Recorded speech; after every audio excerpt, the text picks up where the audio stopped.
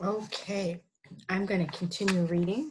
I'm on chapter 27, the 13th worm. Under the streetlight in front of Alan's house, Tom and Pete knelt over the siren. Billy stood beside them, the night crawler squirming in his fingers. Now wait till lots of lights come on all over and all the houses, said Tom. Then chomp it down. Ready, Pete? Now. The siren growled, winding slowly up until it screeched across the sleeping neighborhood, sending birds squawking and chirping into the air from the trees and rooftops. Dogs began to bark, windows lit up. There were confused shouts, bangs of windows slamming up. Ladies and gentlemen, shouted Tom through the dying whine of the siren. Alan Phelps and Joseph O'Hara, through their finkiness and cheating, their lies and dirty. Come on, muttered Billy, his head thrown back, dangling a worm over his open mouth. We haven't got much time. Alan Phelps and Joseph O'Hara, shouted Tom, have forced us to wake you all up so that you may now witness the eating of the 13th worm. He dropped to his knees. The siren wound slowly up to a screech. Billy dropped the crawler into his mouth, chewed furiously, his eyes closed, fell to his knees, still chewing, his face turning beet red, toppled over on his side, still chewing, rolled and writhed above the sidewalk, clutching his stomach, still chewing. Tom and Pete kneeling by the streetlight, working the screaming siren. Billy threw open his arms and lay still on his back, under the glare of the streetlight, his mouth wide open. Ta-da! Announced Tom, springing up and pointing to Billy. The three boys ran off into the darkness as they went. Tom yelled, remember Alan Phelps and Joseph O'Hara.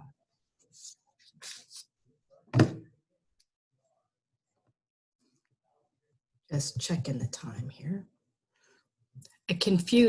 Chapter 28. Hello, A confused murmur rose up and down the street. Boys shouting from the Phelps house, Binks! Alan's father dragged him back from the window. Is that why you're stuffing Billy with candy and junk all day?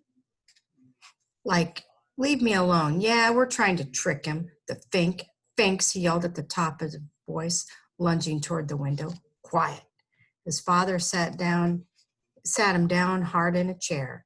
Joe peered furtively through the fringe of the bedspread. As soon as he heard the siren and Tom's yells, he crawled under the bed. And that's why Billy woke the whole neighborhood, to show you he hadn't been tricked. Yes. His father let go of Alan's pajama collar in the doorway. Alan's mother threw up the hands and went off to the bathroom to take 2 aspirin.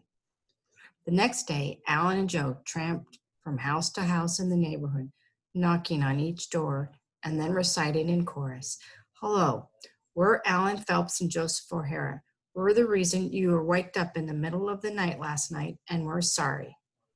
You'll be happy to know our parents have punished us and we can't look at television or have any dessert for a month, and our allowances have been taken away for 2 weeks. We promise that it will never happen again. At least not in this neighborhood, muttered Joe as the last door closed behind them. And Alan, said his father at dinner that night, I don't want to hear that there's been any repetition of this incident at Billy or Tom's house or anywhere else. Do you understand that? But we can't let them go away with it, Mr. Phelps, called Joe from his living room, where he was waiting for Alan to finish dinner. There will be no repetition of this incident or anything like it, repeated Mr. Phelps. You tried to trick Billy and lost. That will be the end of the matter. I'm still checking my time. Sorry, kids. Oh, I didn't even set it. Clever girl. Chapter 29. You know what you are, said Alan, his nose almost touching Billy's. You're a bum. And you're another, sneered Billy through clenched teeth. And a cheating, lying, dirty, snot-nosed, cheating, lying one. If you say 2 more words, said Alan, you know what? I'll beat your head in. Billy breathed hard. They're, I'm right behind you, muttered Tom, peering grimly over Billy's shoulder, his fists clenched. Yeah, said Joe from behind Alan. So what? We can lick both of you with our hands tied behind our backs and paper bags over our heads. You couldn't lick a flea. Yeah? Yeah. Spiffle, whack, thump. Someone's choking. No fair. Thwap, gouge. Joe crawled off behind a tree, nose bleeding. Whomp. He's pulling hair. He's scratching. Twist, twist. Alan crawled, weeping behind a bush. Thump, whack, donk. Billy, it's just me, you and me. Where are the others? And here's a picture of the two sets, deaths, whacking each other. Tom and Billy untangled and set up. Bruised, scratched, dusty shirts, torn, hair tousled. Tom's nose was bleeding. Billy's shoe had come off. Yeah, sassed Alan and Joe from behind the tree. Alan started to shake his fist at them and clamber up, but then sank back. Tom panted beside him, bleary-eyed. Yeah, worn out. Can't fight anymore.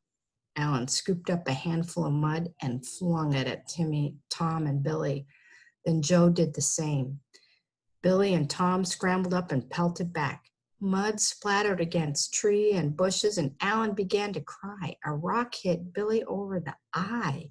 He sat down backward in the mud, covering his head with his arms, sobbing.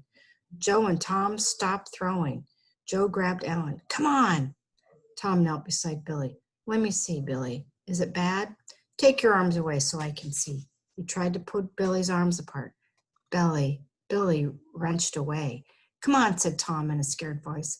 I'll take you home. Come on. Your mother can take you to the doctor. Chapter 30, The Peace Treaty. And I'll finish this and then I'll probably stop for the day. Alan and Joe sat on the sofa, Tom and Billy on two straight chairs opposite them. Now, said Alan's father, what's this all about? The four boys all began talking at once, accusing, recounting, explaining. All right, said Alan's father after a while, that's enough. Now, we know it's got something to do with this bet Alan and Billy made, but Mr. O'Hara and I aren't going to get involved in that. You'll have to settle that amongst yourselves. You four boys have been friends too long to start fighting now, said Mrs. O'Hara. You really hurt each other. Look at yourself.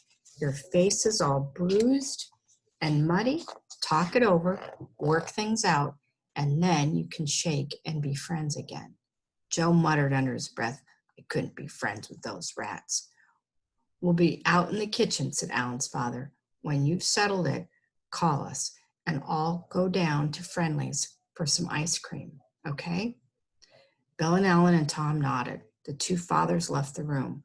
The boys gazed silently at each other. After a while, Alan said, it wasn't us that scratched Tom. Billy did it. Another silence. Did you have stitches? Billy asked Alan. Nah. Did you? Billy shook his head. More silence. You tried to cheat, said Billy. That wasn't cheating. We were just trying to trick you.